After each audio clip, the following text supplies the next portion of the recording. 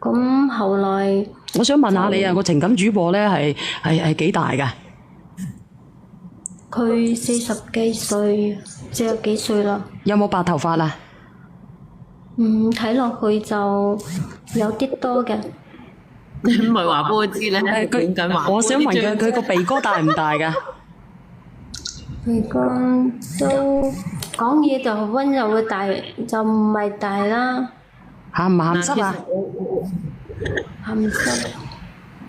唔鹹濕都唔使誇佢啦，小遠。吓？睇個就感覺係咁樣嘅人。咁你點樣？你識咗呢個情感主播之後點啊？咁然之後後尾咧就佢就話想真正擁有我一次嘅，佢話。我丟嗱聲啊！佢咁抵死啊！因為佢就話喺視頻度講話，佢話好鍾意我，佢話得唔到我咧，就話呢世都遺憾啊！我丟嗱聲啊！啱抵死嘅個死人前嘅情感主播，我唔講啦，我等下俾人舉報俾同行。仲不斷咁樣發一啲嗰啲甜言蜜語啊，咁樣氹我咯。仲發甜言蜜語啊？不斷咁發啦。棉花糖，你同佢傾傾先，我發個信息先。其實姐姐，即係直播間啲人可能會講笑咁講話係天華哥，但係我相信天華哥應該唔會係呢啲咁嘅人咯。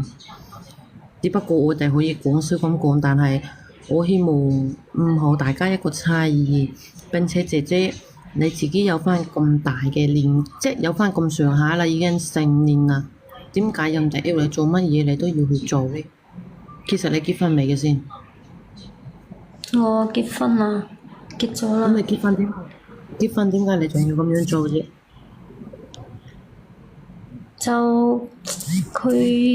就係佢叫我啊，有時候上完班啊，咁樣覺得無聊啊，有啲就係咁玩手機啊咁咯。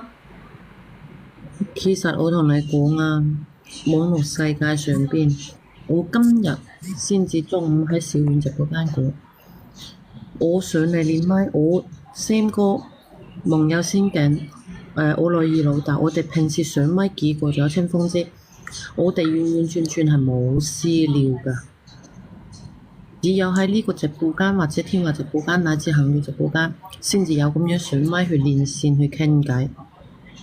點解喺互聯網呢個世界，你要喊去同人私聊，仲要喊去同人嚟怕過自己嚟俾人睇呢？喂？姐姐你成日震下嘅，你繼續講。你係咪用緊電動牙刷啦？你用緊乜嘢？點解你要震音嘅？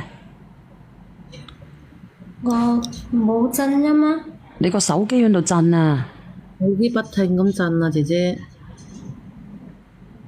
你可唔可以設置震音啊、靜音啊？我頭先設置咗靜音，好似又講唔到嘢咁啊！佢點會講唔到嘢呢？你係設置靜音啊、震機啊！你繼續講啦，唔理你啦，我唔知點啊！你繼續講。我本來我同我老公嘅相處有啲唔好，佢個主播咧就講嘢好溫柔嘅，所以咪去同佢連咪講傾偈咯。咁傾完啦。你同佢傾偈喺直播間傾係冇錯，但係唔應該私下去加其他嘅聯繫方式，再用其他嘅聯繫方式去做所有嘅一切。你同你老公點唔啱？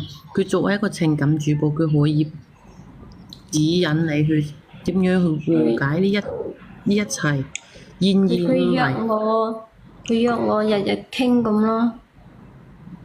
佢主動喺你嗰度㗎，佢發信息嚟，你係唔可以阻止佢，你係可以阻止自己唔會嘅信息。